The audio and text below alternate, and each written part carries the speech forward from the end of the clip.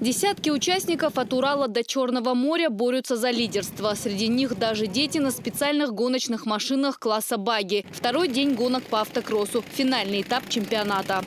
Тут есть педаль газа и педаль тормоза, еще подставка. И у них передачи не надо переключать. Газ и тормоз так же, как на обычной машинке, только нету сцепления. Мне было самое интересно, что это за спорт.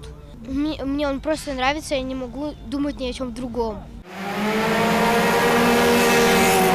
Секундная готовность, стартовый сигнал и полный газ. Гравийную трассу нужно преодолеть быстрее своих соперников. В каждом из 6 кругов ситуация может меняться. Кто придет к финалу первым, предугадать сложно. По традиции, перед заездом пилоты стараются не делать прогнозы. За них говорят родственники, которые волнуются не меньше.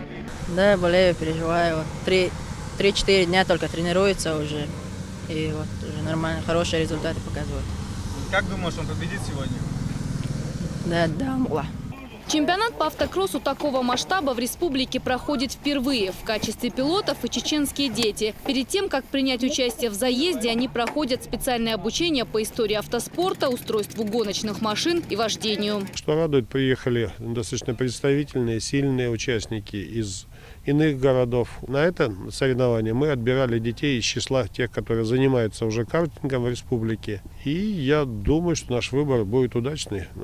Среди взрослых за республику выступает Дудин Виталий, семикратный чемпион России.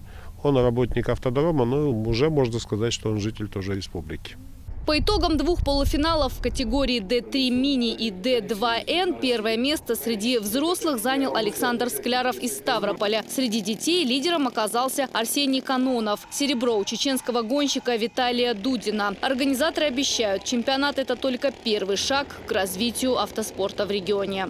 Елена Черенкова, Сайхан Цинцаев, Расул Арцухаев. Новости.